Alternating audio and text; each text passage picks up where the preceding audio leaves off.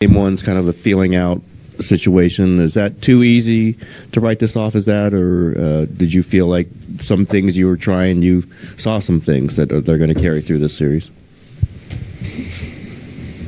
I feel like there's obviously a drastic difference between our last series and style of play with how the Lakers come at you on both ends of the floor. Their personnel.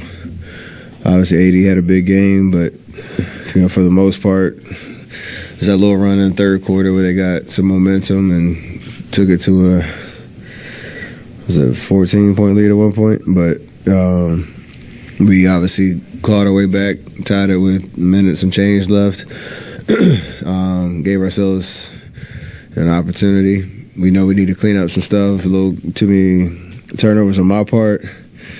Understanding AD's presence in the paint, he's, he has length, and the way that they're trying to funnel us into, the lane. Got to be able to see the floor a little bit better.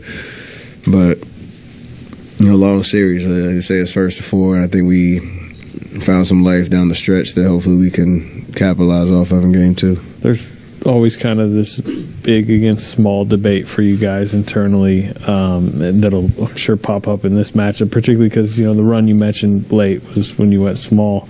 Just how do you view those two different options in this series, staying too big or going small? And then even when you are too big, how do you score more efficiently? You just got to, that's obviously coach making calls and decisions on how the game is going and flowing. If we can rebound, going small is to our advantage. There's probably 3-4 possessions where you can see we got to stop, we got to rebound, we got to push. Somebody was open, and that's kind of how we like to play. If it's traditional and the way that they're playing us, we just got to be a little bit more organized in terms of our overall spacing. And like I said, respect how they're trying to guard us and where they're trying to push us on the floor. Excuse me. And just make the right reads. I got my shot blocked, I think, 3 or 4 times trying to get little floaters off because you get one step too deep. And that's just an adjustment that you got to make. And, we'll be a lot better, a lot more organized on that front in game two. Steph, this is the 23rd time you and LeBron have faced each other in the postseason, or LeBron has faced, you're the core of your team. He just said it feels historic. I'm just wondering, how was it for you to play him? Obviously, this is the first time you played him at Chase, different team, but just how was the experience of seeing him again in the postseason?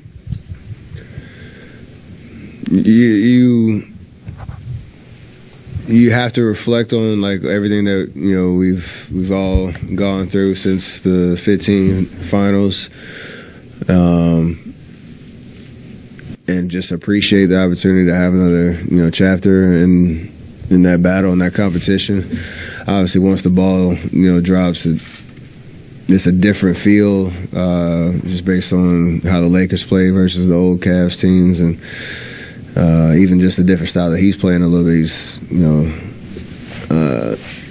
trying to come at you a little differently, space you out a little bit. He's shooting a lot more threes and stuff like that. It's just a little different vibe. But there is a reflection of just how, awesome and special this battle is. And the fact that we get to do it again. We want to come out on top, and it's going to be a fun series all the way around, but there is a moment of reflection for sure, just how cool this is, all these years later. Quick follow-up to that one before I ask you another one, but what was going on when he was walking with you to the sideline when you were coming out of the game? Was that just a conversation, or was he trying to sneak onto your bench or something? He walked all the way down the court with you. Nah, he was just joking around about having to guard me all the way till I got to the bench.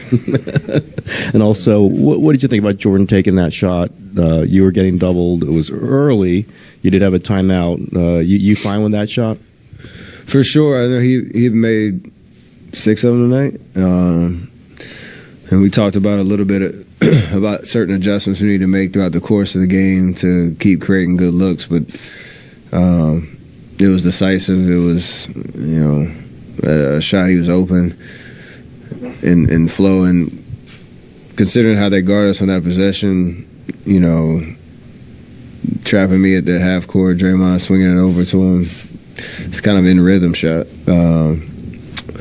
But you know, I'm sure he felt pretty good about it. That's why he shot it. There's no kind of, you know, regrets on that. It's just, you know, make or miss type situation. A lot of trust in him and his ability to put the ball in the basket. Steph, so Lakers attack ring a lot. They got 25 free throws. So how would you guys to make an adjustment to control the foul trouble?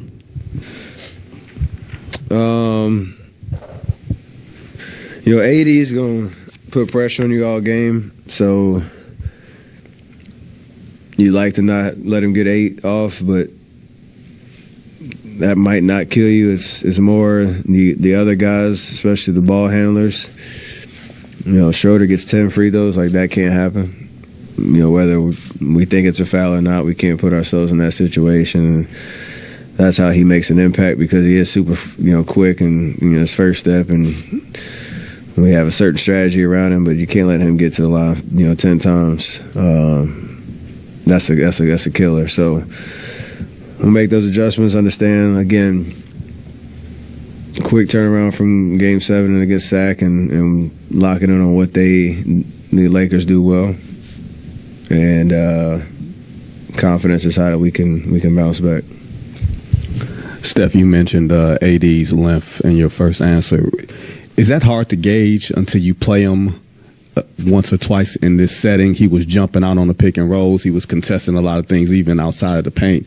Does it take you a game or two with someone like him because he's long and quick? For sure.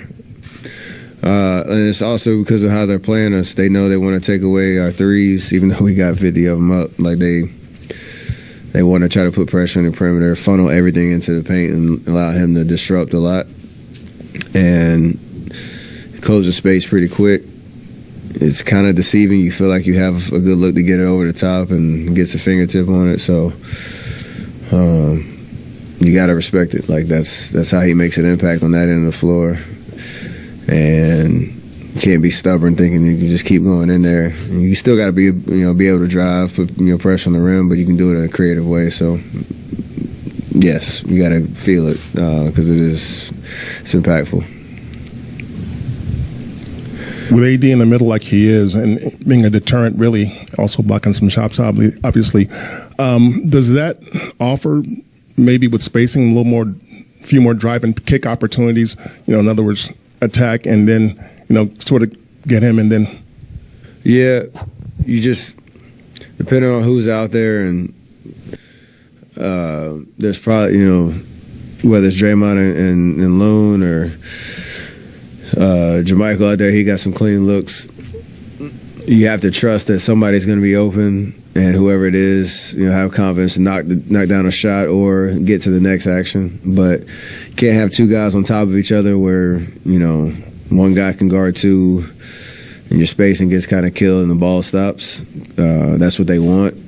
And I think a little bit in the third quarter, that's what kind of happened to us. And we figured it out a little bit in the fourth and kept putting pressure on us, how we got back in the game. But you got to do that from the jump in Game 2 to give ourselves much more flow on offense.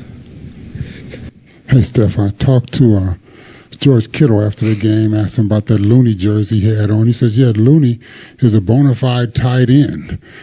So my real question to you is, what are we going to need from you, Looney, the rest of the way, and kind of talk about his performance tonight and what he's done to help you get to where you are now? More of the same with Loon. He's unbelievable. 20-plus rebounds again, killing it on the offensive glass. Just giving us extra possessions and, you know, that physicality in the paint. So just more of the same. I love, you know, the way that he's playing and the way that he's impacting the game. And obviously he understands he has a tough matchup with AD, and AD's going to get his points. He's an unbelievable offensive talent, but just making it tough on him. And we got to help him, you know, try to secure some more of those rebounds and give him some support down there. But he's doing an amazing job. So I'm not up here to give Loon any more advice. He's doing it perfect.